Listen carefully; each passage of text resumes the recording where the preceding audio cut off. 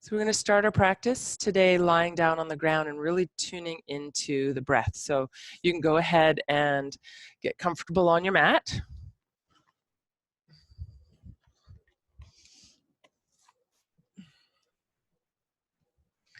So if you want to use a pillow for your head, that's fine. And you'll come down to lie on your back. And you can bring your hands to rest on your body, maybe on your rib cage, one on your belly, one on your rib cage, and elbows on the ground so that your shoulders and arms can relax. So there's no effort in holding the arms in this position.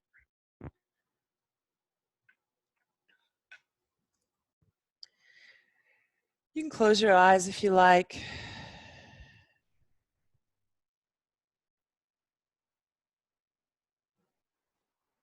And take a moment to tune into your own rhythm, your own breath. There's nothing special that you need to do here to breathe. Our breath happens on its own. It's automatic. It's not something we need to control, but at the same time, we can control the breath to some extent.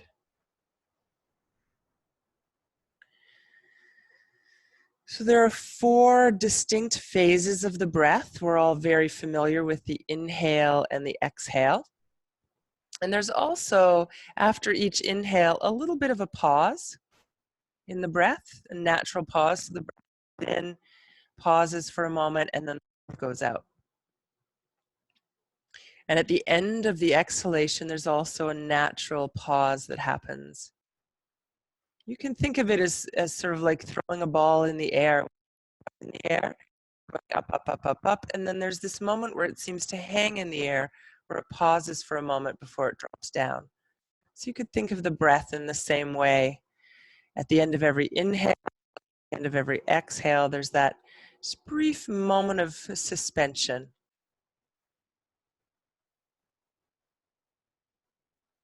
So see if you can tune into those 4 phases of the breath. Again, there's nothing that you need to do to make them happen.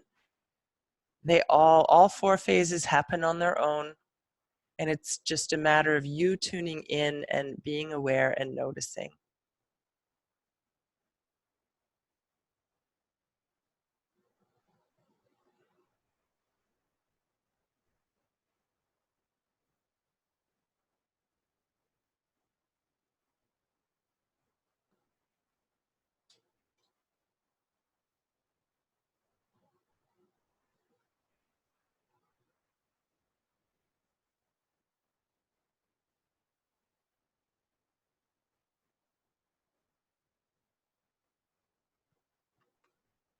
So a few more breaths here, really tuning in, noticing how the breath is without your interference.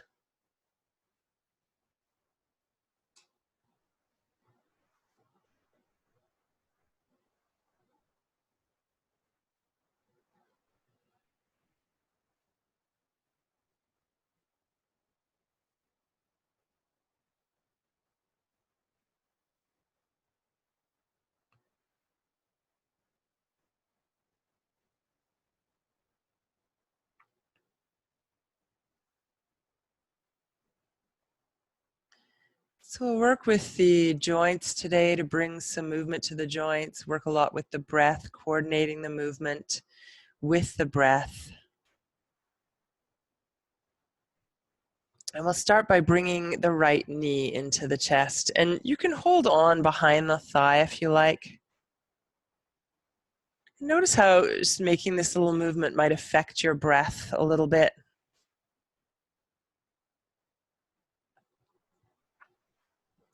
So as we bring the knee in, we're compressing the belly a little bit. So we'll work with the ankle joints. You can lift the leg up. You can hold on or not, and we'll circle the ankle around. So bringing some fluidity and flow and movement into the ankle. Good. And then you can take the hands behind the thigh. We'll work with the knee, so drawing the leg in, bending the knee, and then straightening the leg. And here you can start to coordinate your breaths. You could exhale as you squeeze in, and it's like we're squeezing the breath out and then making some space, breathing in. Exhale, like you're squeezing the breath out with the knee coming in. Inhale, leg moves away.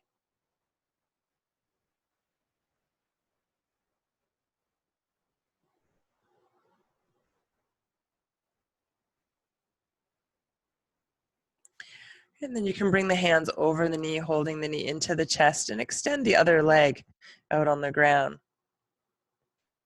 So again, working with the breath and some movement, we can take the knee over to the right side, opening the inner thigh a little, breathing in, and then bringing the knee to the left side, crossing it over, maybe adding a bit of twist as you breathe out. So we always try to breathe in when we've got more space. When we move the knee aside, we've got that space. And then breathe out as we compress and add a little gentle twist, perhaps.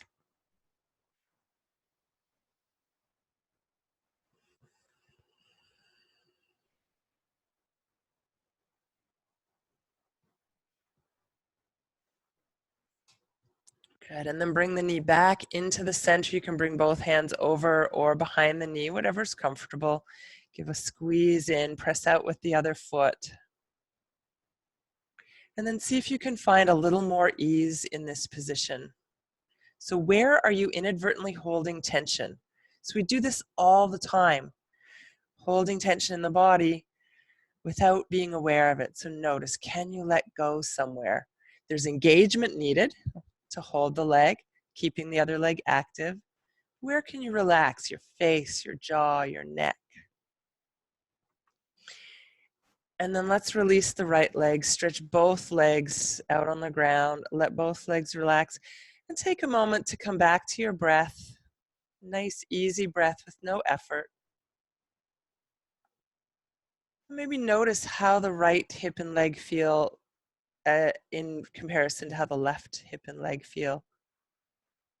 So bringing some energy, bringing some flow, bringing some ease through a bit of movement, and then coordinating with the breath to get in sync with ourselves a little bit more. So let's bend both knees to start the other side, and we'll bring the left knee in. Now you can hold on over or under the knee for a few breaths. Again, you might be aware of how this position creates some restriction in your breath.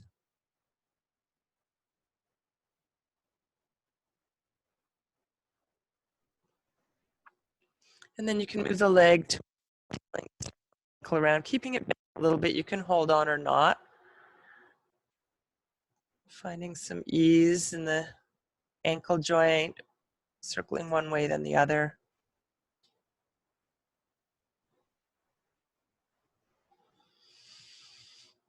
And then you can bend and straighten the knee a few times. You might hold on, but you could also do this without holding the leg.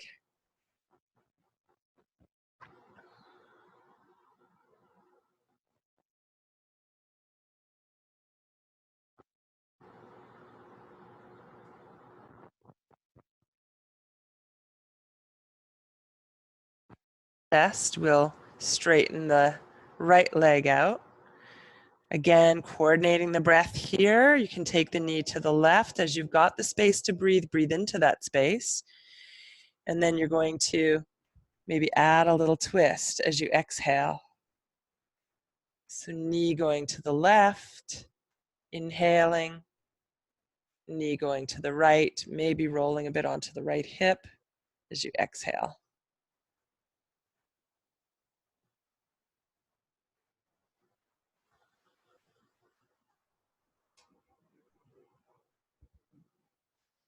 Right, and then when you come back to center, squeeze the knee in again.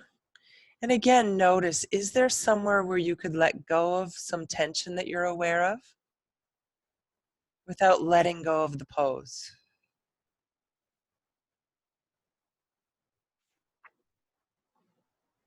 Right, and then let's bring the foot to the ground. You can bend both knees and shift the hips till you feel like you're back at center again, and bring both knees into the chest. So here, again, coordinating the breathing, you can move the knees away, breathe in, And then exhale, knees to your chest, as if you're squeezing the breath out with that action. Repeating that move a few more times.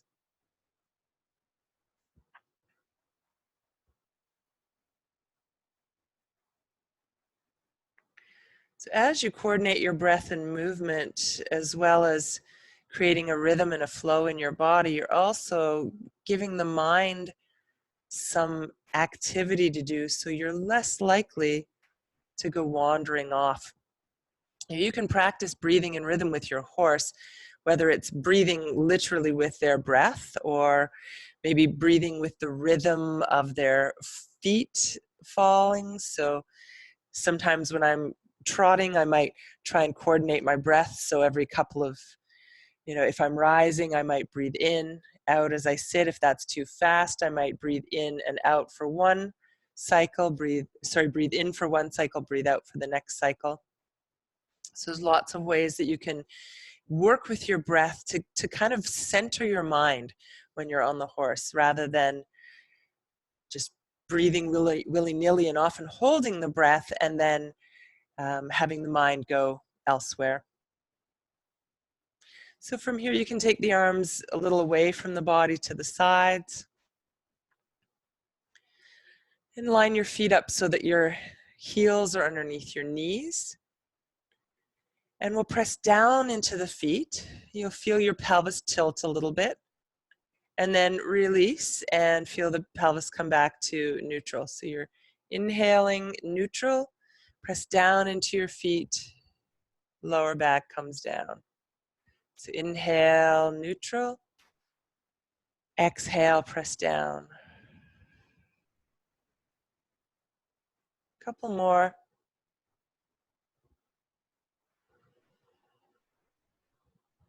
And then as you press down into your back and exhale, this time as you inhale, you can start to lift the hips off the ground, coming to bridge pose. And then as you exhale, lowering back down. So again, finding the rhythm of your breath, finding the pace of the movement that works for you. If your breath is a little shorter, if you find that you don't have quite a long breath, then you don't want to be lifting and lowering really quickly. So you might inhale, exhale as you lift, and then inhale, exhale as you lower. So we want to find a cadence or a rhythm that feels good to you. Somehow, if you can sync it with the breath and that feels comfortable, that will help you to really sink into today's theme of breath and energy, nervous system responses, where we're looking, what we're thinking, all of that stuff. So as you come down this time, you can stay. Maybe close your eyes if they're not closed already and tune into what you notice in your body. Do you feel tension in your body? Do you feel relaxed in your body?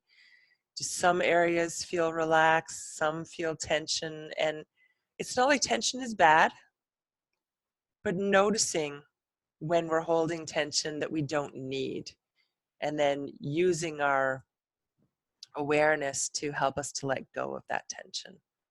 So check in with your jaw.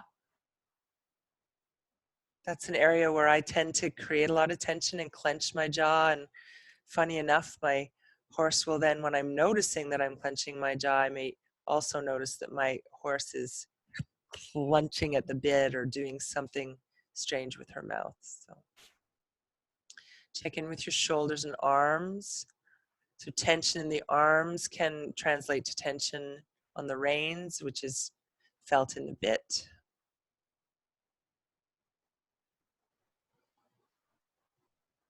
And softening your hands.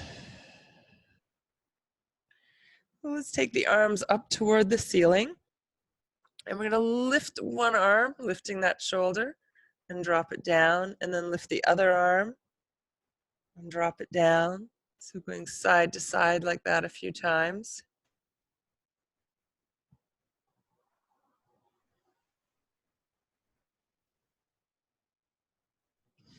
And then you can cross the hands to opposite elbows and do a little side to side movement. You can take the head and the elbows to one side and then to the center and then to the other side, bringing a little fluidity into the neck and upper back.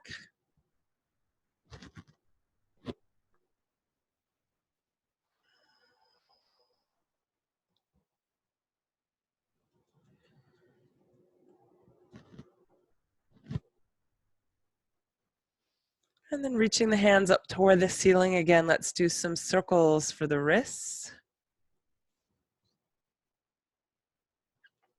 You can do that with your hands open. You can do that with your hands in fists. Again, bringing awareness to where we might hold tension. You can interlace your fingers and reach the palms up toward the ceiling.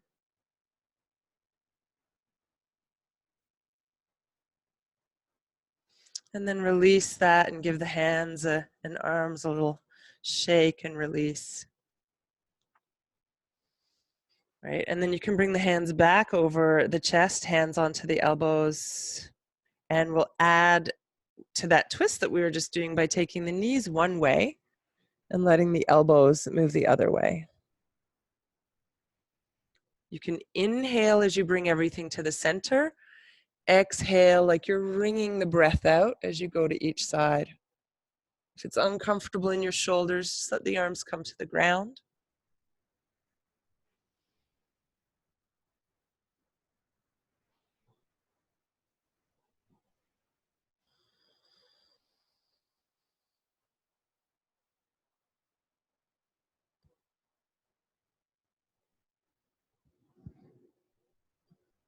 Right, and as you come back to the center this time, you can again bring the knees up in toward your chest, bring your hands onto your knees, and move forward and back a few times.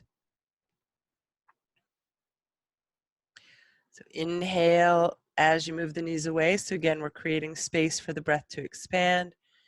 Exhale, knees to chest. And if you're new to coordinating the breath and movement, if this is a new concept for you, go easy on yourself. Maybe let that go from time to time. So sometimes if we put too much focus onto something subtle like this, we can create more tension. So checking in, releasing, just breathing normally anytime you feel like you might be overemphasizing the breath or creating tension. Let's stretch the arms and legs up towards the ceiling. You can circle the wrists and ankles again. So wherever we have stiffness or tightness in the joints or anywhere in the body, we're going to feel that as restricted flow. And the horse is going to feel that as well. So you can shake the arms and legs. So the more fluid and the more able we are to flow with our own bodies, with our own breath, the more we're going to translate that to our horse.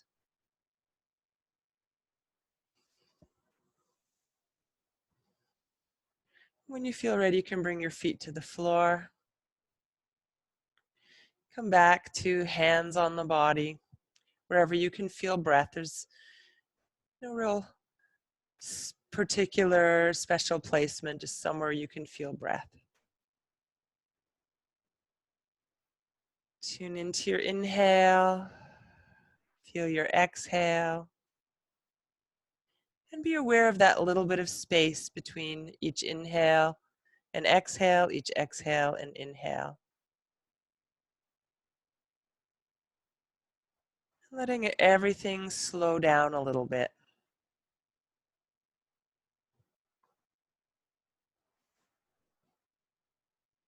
One of the feelings you may have had, I know I have had this feeling after something's happened when I've been on my horse, something unexpected. I always have this feeling that I wish, we could do it again in slow motion and I could really think about each step and what I want to do. And so when we slow down in yoga, we sort of reset our nervous systems a little bit and come back to that place of ease. It doesn't mean that we can slow things down when a situation happens when we're on the horse, but we might go into it with a little more ease without suddenly getting ourselves in that hyper aroused state of nervous system response. So a few more breaths here, tuning into the rhythm of your own breath as it is.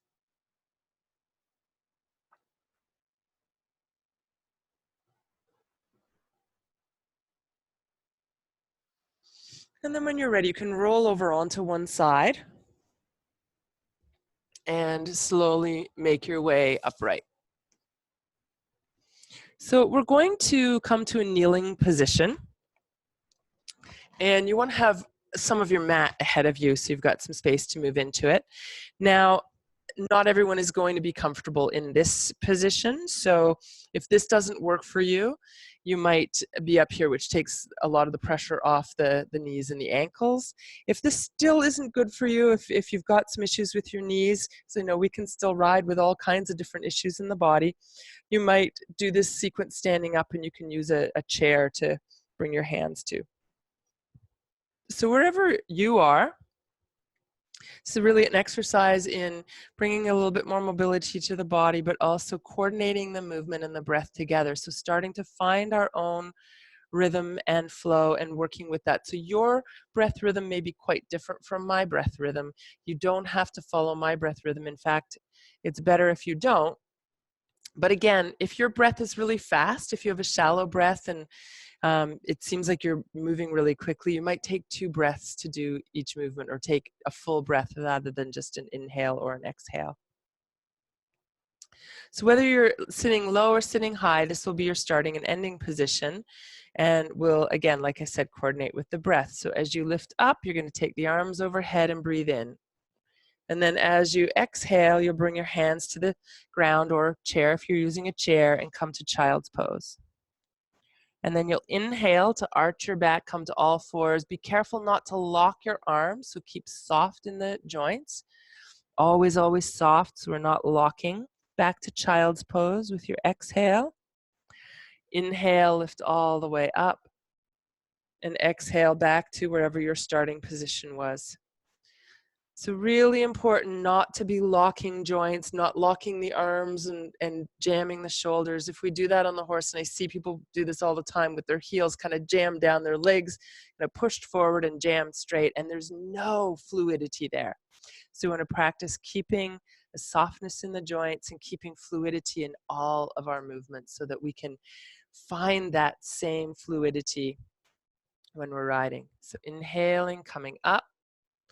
You can even find nice ease in your arms here. Exhale, softening to the ground. Inhale, soft elbows, shoulders move back. All fours. Exhale, back to child's pose. Inhale, high kneeling. And exhale, back to your starting position. So we'll do this again, maybe add downward dog, or I'll give you an option to skip downward dog if you like. So coming up with the breath in, coming forward to child's pose as you exhale, coming up to all fours as you inhale. And you can either just round your back here and do a little bit of cat-cow movement. Inhale, arching, exhale, rounding, or for those who want to go a little bit further with the stretch, you can come up to downward dog, maybe walking the feet in place. I find this is a really nice one for stretching the calves and ankles and the whole back of the leg. I have pretty tight ankles, so for me, getting my heels down is definitely requires a little bit of effort. And of course, it's not just your ankles that need to be released. That dropping of the heel has to come right from the hip as well. Coming down on, but having loose ankles definitely helps, or open ankles, not loose. Coming down to all fours, bend your elbows a little, find that ease in lifting the heart. And then exhale, moving to child's pose. Inhale, high kneeling, lifting all the way up. Again, finding your balance, finding your fluid movement. Exhale back to where you started. So this time as we come into downward dog, we're going to add a movement towards warrior pose. So some of you might, if you have them, you can use blocks to help extend the length of your arms if you find this a challenging move.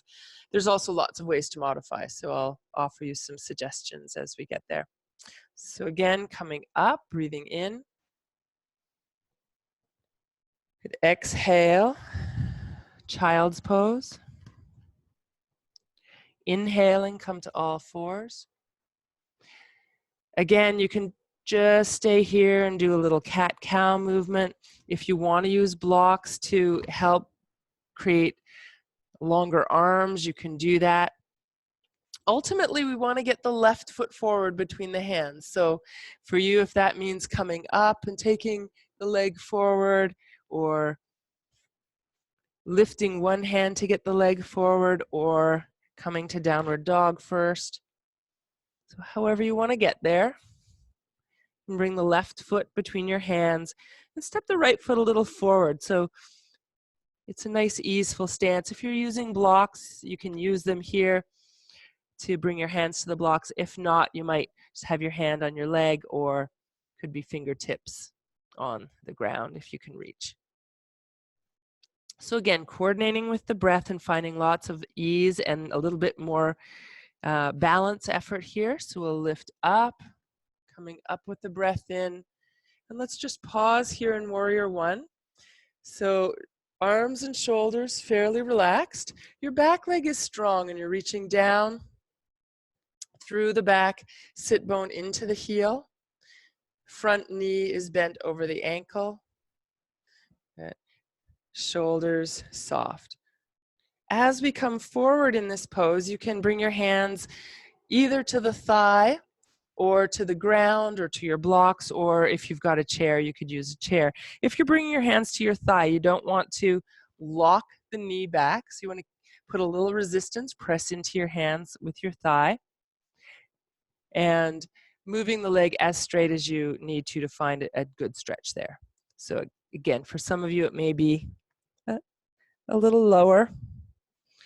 And we'll move between those 2 points. So finding your breath, finding fluidity, finding balance, coming up with the breath in, and finding your way forward as you exhale.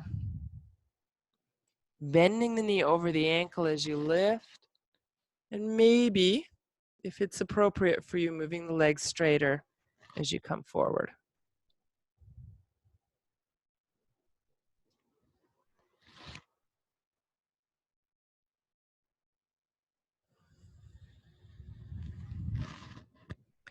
And from this forward position, we'll bring the back foot forward, so both feet are side by side.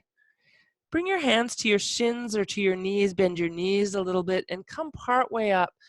Soft elbows, lifting the heart, breathing in, and then exhale, fold forward. Let the head sink down. Whenever you're doing a forward bend, we used to have the idea that you should have your legs straight and touch the ground with flat hands. Not necessary, and in fact, not even as good for you as having the knees bent. So as your knees are bent, the back can release a little. When the legs come straighter, the back tends to round, and then we tend to create all sorts of tension and locking in the legs. So we're going to keep a little bend, and let's come all the way up, breathing in. Looking up toward your hands, find your hands in your gaze, and bring your palms together. Follow your hands down to in front of your chest. So I mentioned earlier where we look is important when we're riding. It's also important in yoga. And there are whole texts dedicated to what's called drishti, or gaze, where you're looking. So our gaze can pull our attention away, or it can really lock and focus our attention. So we're going to watch the hands as we lift them. And as the arms spread wide, you're going to let the head come down, looking down towards the end of your nose, and then whatever is beyond that, maybe your knees. Bring your hands to your shins and look up between your eyebrows. Exhale, fold forward, look down toward your nose. And we're going to take the left foot and step it back, turning the foot to the side so that the foot is on the ground, planted for warrior. And then you can lift up with a breath in. So again, coming to the upright warrior, and if you've practiced yoga before, you may be used to doing warrior with a much wider stance with the legs further apart. This is a much more balanced stance, and certainly enough of a movement to get some movement in the back and the hips We don't need to be more extreme. Over flexibility is a greater liability than too much stiffness. Good. Let's come forward. You can either bring your hands again to the knee or the shin, the ground, or the blocks. And we'll move between those 2 points as fluidly as you can, lifting with the breath in, reaching forward and down, any amount as you exhale, going at your own pace.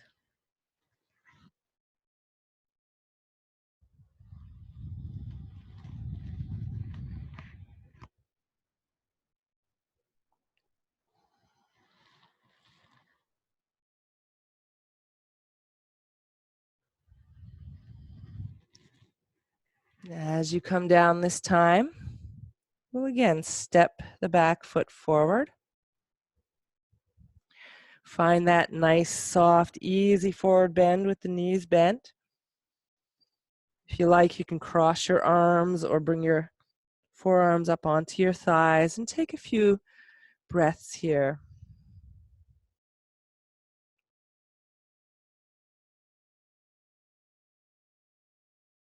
Great, and then let's come all the way up with a breath in. Looking up towards your hands, bring the palms together and follow your gaze, bringing the palms together at the heart. Good, and you can keep your gaze down towards your fingertips, and we'll do a little bit of a breath, guided breath technique here, so called circle of joy breath. So we're going to keep looking at the fingers as we lift them up, and try using mostly your eyes, not throwing your head back, but letting the eyes lift. And then big circle around. As the arms come down, you can bring the chin toward the chest, bring the hands behind your back, and then lift the gaze up between your eyebrows. So you're looking up toward the ceiling, but again, not throwing your head back. Just letting the gaze extend the pose. Good. And then reach the arms to the sides, come all the way around, back in, and looking down toward the fingertips. Right, so when we're riding, we're generally not looking down, we're looking where we're going.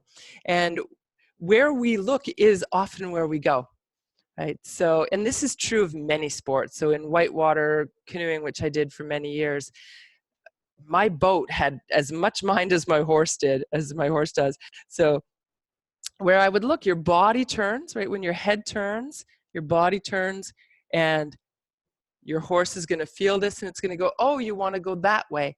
And a canoe, when you're strapped into it, a whitewater canoe, same thing. You move your head, and there's a subtle shift in your weight and shift in your hips, and the boat actually turns with you. So really being diligent about where you're looking. So if we're looking down at a jump, our energy is going forward and down, and we're much more likely to throw the horse's balance off, putting them more in the forehand where they're more stumbly when they're jumping. So keeping, when you're jumping, you want to keep your gaze beyond the jump.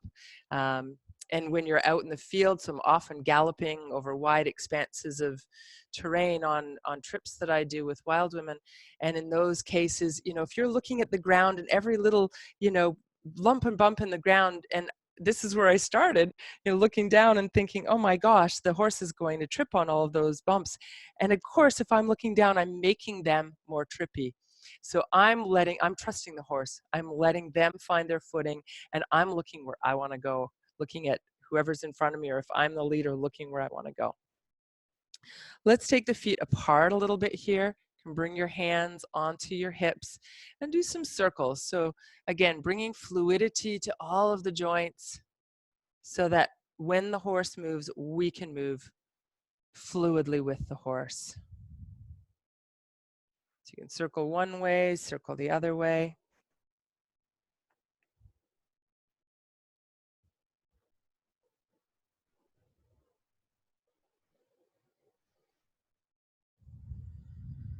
Right, and then let's come back to the center. Let your hands come down to your side. So feel the heels sink down into the earth. When we feel grounded, our nervous system settles. So when we feel nervous, right? We feel ungrounded, we feel our energy up here, we breathe in a shallow way, and our nervous system goes a little more into that sympathetic response, the fight or flight response.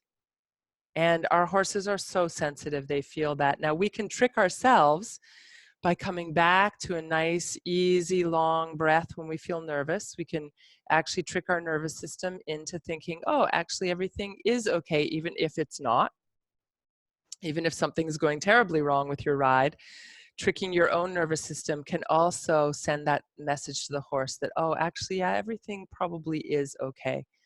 And even if the horse doesn't get the message, if we're more calm, we're more in control of our own bodies, then we have a much better likelihood of a good outcome, whatever's happening.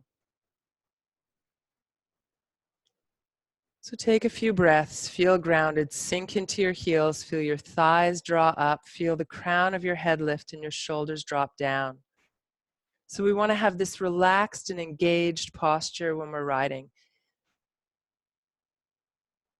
In yoga, the terms are sthira and sukha. Sthira means steady or alert or balanced. And sukha means calm, relaxed, at ease. So yoga is a wonderful complement to riding because those two qualities are so essential for both. Let's take the feet a little bit wider now, and we'll work with a little bit with the sides of the body, bringing some fluidity and flow. So you can take one foot and turn it out to the side and bend that knee. When you bend the knee, you want the knee over the ankle. So if you want a little bit more bend here, you can take the feet a bit wider apart. This back leg, the foot can be whatever angle is comfortable. So it could be slightly out, straight ahead, or slightly in, whatever's comfortable. And then check that this knee is pointing straight in line with your toes. So it's not twisting in at all or going beyond your toes. And then arms to the sides. So reaching out with the arms. This is called Warrior 2, the second of 3 warriors. So we're going to move into side angle pose. You can bring the hand to the knee or slide the hand down the inside of the leg to come down. And then coming back, we'll do the opposite. So you bring the hand, back hand to the thigh, front arm lifts. So we'll go down. And you can coordinate your breathing here. Exhale as you go to the side. Inhale as you lift up. If coordinating the breathing feels uncomfortable or doesn't work with your rhythm, take extra breaths. The main thing is that you're breathing. Good. We'll come into the side angle pose and stay for a few breaths. So it could be hand on the thigh. It could be elbow on the thigh. If you want to work on strength as well as flexibility, you could not rest on your thigh at all and just let the arm hang down the inside of the leg. This arm could come behind your body, or it could reach up. And if you want more stretch in this upper side of the body, instead of having the arm behind or up, you can take the arm overhead, turning the palm toward the ground. And then you want to think about drawing the shoulder down and spinning the chest a little toward the ceiling. The typical gaze, the traditional or classical gaze in this pose, is up towards the palm of the hand. Now, that for many people is hard on the neck. So I would say, look forward, look down, whatever is comfortable for you. Just find a spot to look at.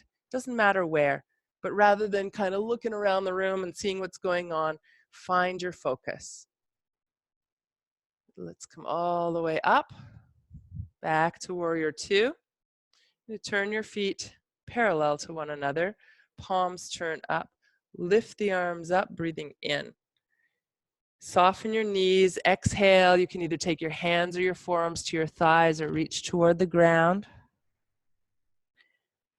Let's come all the way up, breathing in. And exhale, arms down to your sides. So we'll take the other foot, turn it out to the side and bend the knee. So this could also be a strengthening pose. Staying in Warrior 2 is a good strengthener for the legs, but we're using it as a side bend pose, coming into side angle and the reverse warrior. So again, you want to check that this knee is pointing straight forward. If you look down, you should see your knee in line with your toes. And then from here, we can find our way into the side angle or Parsvottanasana and back to the reverse warrior, down into the side angle. Go side to side. You can coordinate your breath here. So finding your own rhythm and fluidity with the breath. Exhale as you go down. Inhale as you lift up. Maybe one more like that. The legs stay stationary. The upper body is doing the moving here. So as much as we want to keep fluid through the whole body, we also want to be able to isolate parts of the body and keep them still while other parts maybe need to move. So this arm can be up in the air, it can be behind the back, or again, if you want more stretch in the upside of the body, palm faces the ground as it comes overhead. You're drawing the shoulder blade down and turning the chest a little more toward the ceiling. If it's comfortable, you can look up towards your hand, but otherwise just find somewhere to look that's not moving, that feels solid. Good. When you're ready, you can come all the way up, back to warrior two. Straightening the leg, turning the feet parallel to one another. Palms up, lift up overhead. Soften your knees, exhale, come forward, and we'll repeat this movement a few times. So you'll come forward with an exhale and lift all the way up with an inhale. So forward with an exhale and lifting with an inhale.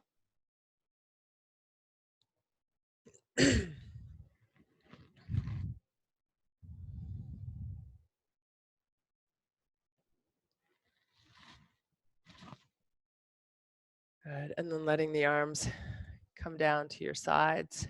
Step the feet together and give everything a little shake. Make sure we're not bringing tension anywhere in the body. So sometimes holding poses, we inadvertently bring a little tension into the body. And as we move into the next sequence, a little bit of a gentle twist, really noticing, are you holding tension in the body? Can you find a very fluid way of doing this movement? And then when we stay, we'll have a little more opportunity to explore that. So you can take the feet wide again. We'll keep the feet parallel to one another. So here the movement is arms to the side. As you exhale, you're going to spin the body to one side and bring the hand to that leg. The other arm can either reach back behind you or come onto your lower back. And then you want to turn to look behind you. You'll come up with the breath in, twist as you exhale. You can certainly bend the knees as you twist, and you can reach any amount down on the leg that works for you. So it could be just the thigh you reach, it could be the calf, it could be the floor beyond your foot.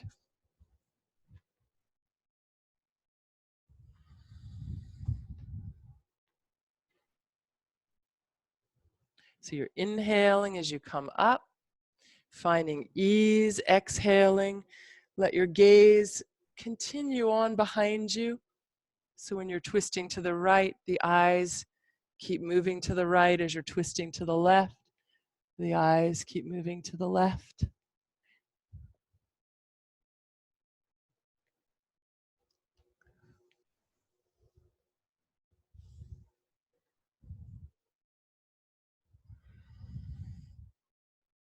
Good. And then coming back up to the center and release. You can bring the feet together. And we'll come into another twist here. And so what we'll do is we'll come back onto hands and knees. So you can come back down onto the ground. And then we're going to come up into high kneeling and take one foot forward. I've got the right foot forward. You can really do either foot forward if you like. So we'll do both legs, so whichever one you want to start with. I'm doing this side so that when I twist, I'll be facing the camera. So you want to have your back hip over the knee, your front foot a little forward of the knee, so that when you come down into lunge, your knee and ankle line up. So you can try going back and forth a few times, just checking in how your lunge feels today. If you feel any discomfort in the back knee, you might pat it with a blanket. Good. And then from here, if you've got your right leg forward, it'll be right hand on your thigh, otherwise left hand on left thigh. We'll reach the other arm up. So whichever arm is up, it's the opposite leg forward. You're going to come down into lunge and take your elbow to either to your knee, or if you can reach the outside of your knee. So you can either be here, or if you like, you can bring the palms together and separate the elbows. So palms together, elbows in a straight line. And if you want to challenge yourself a little more, you can lift the back leg. And think about squaring the hips. So left hip or front hip comes back a little, back hip comes forward a little, so that you're not just hanging out on your joints. You want to feel that you're engaged through the hips and legs. Lower the knee, shift back to unwind. Maybe bring the hands down and we'll step back to all fours, and you can do a little movement of arching and rounding the back here to release after the twist. If you like, you can also add child's pose. You might notice you may feel a little lopsided right now after having done the lunge and twist on one side. So when you're ready, we'll come back up to this high kneeling position. You can take the other leg forward. For me, it's the left now. And just check in with your lunge. So come forward and back. When you come forward, you want the knee lining up over the heel. So making sure that it's a comfortable move for you. Right, and then coming into lunge, and keep the same hand on the thigh of the leg that's forward. Lift the other arm. Big breath in. As you exhale, you'll turn towards that leg. So elbow to the knee or outside the knee. Hands come together if you choose. That's an option. And then another option would be to lift the back knee. And again, think about back hip moving forward, forward hip moving back. So you're really engaged and not just going to your full potential of stretch and hanging out on your joints, which can be really hard on the ligaments and the tendons of your joints. So when you're ready to come out, if you've lifted the knee, you can lower it, shift back. Bring the hands down. You can step either back to downward dog or to all fours. And take a moment here, either in downward dog or moving on all fours. Maybe walking your feet in place. And then eventually making your way to your knees if you're in downward dog. And a little cat-cow or all fours, moving to child's pose. Tuning back into your breath. Inhale as you arch, exhale as you round. Keep your joints soft so you're not locking your wrists, your elbows, your shoulders as you come forward. Don't crank the head back as far as you can. Keep your head in line with your spine. Find ease and fluidity in your movement. A few more times if you like. You could also come to downward dog or rest in child's pose if that's good for you.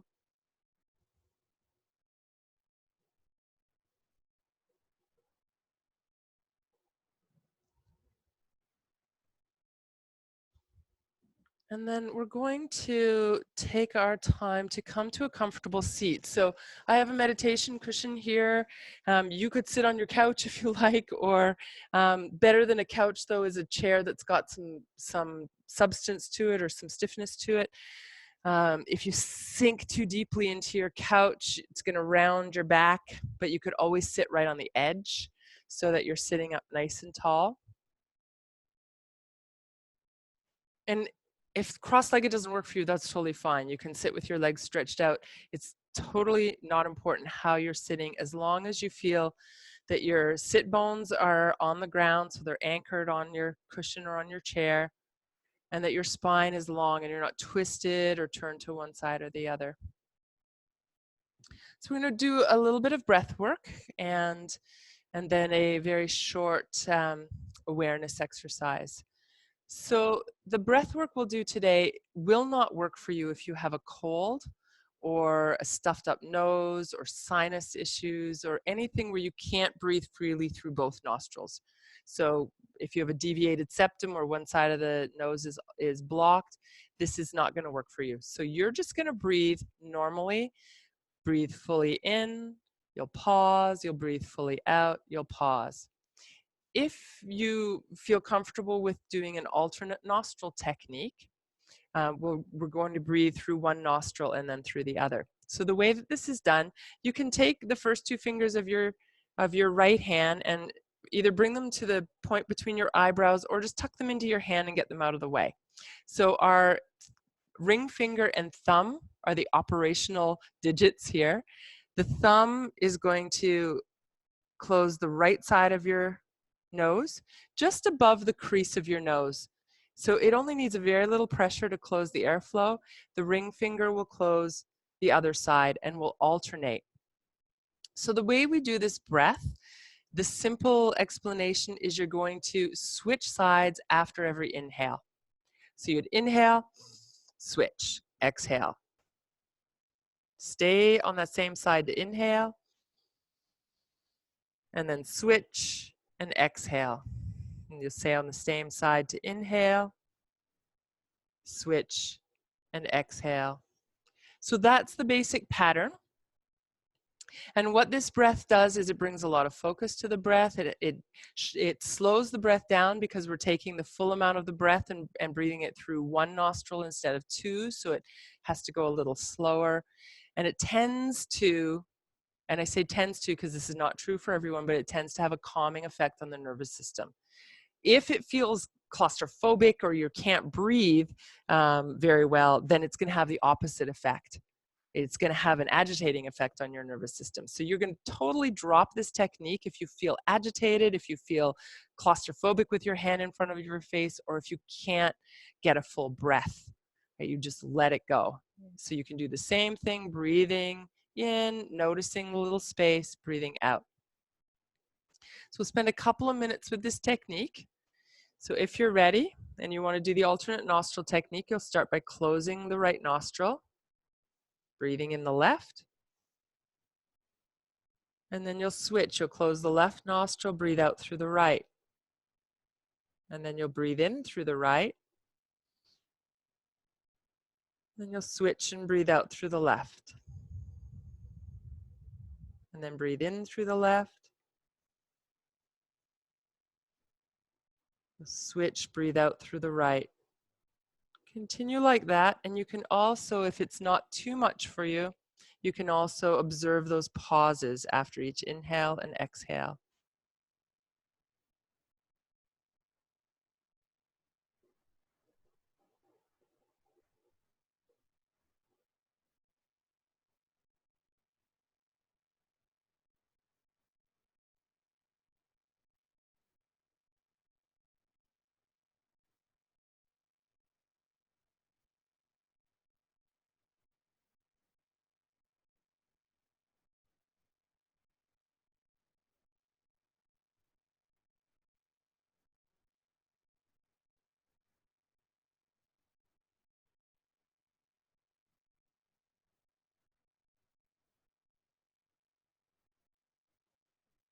So you can carry on a few more breaths like that.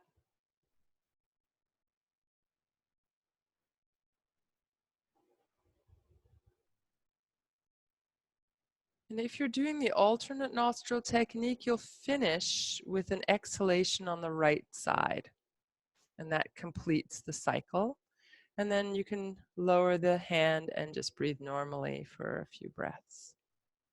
Breathing in fully without straining, breathing out fully without forcing.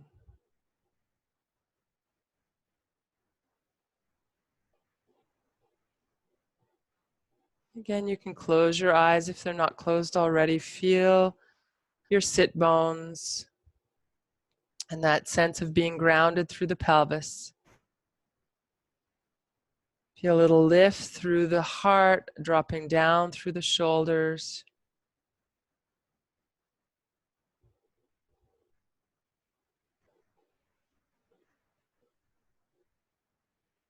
And then keeping this exact same seat, find just a little more ease. Where can you soften? Can you soften the jaw?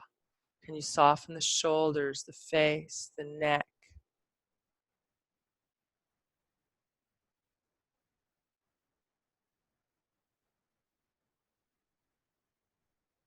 You let go of tension in the belly without letting go of engagement. Right? There's a difference between engaging enough to be upright and holding tension. Relaxing around the hips and the thighs. So only using the amount of effort that's required to stay upright. Letting everything else soften.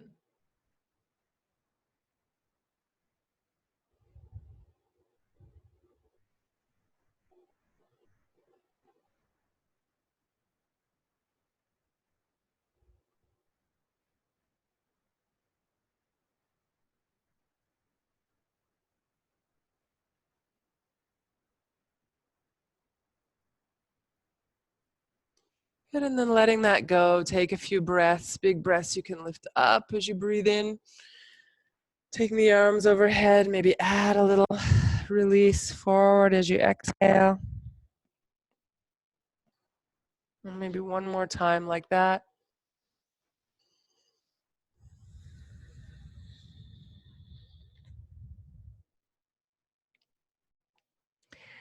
And then coming back upright. So take with you as you go into your rides this week this idea of really noticing our inner space, our own level of tension, our breath. Are we holding?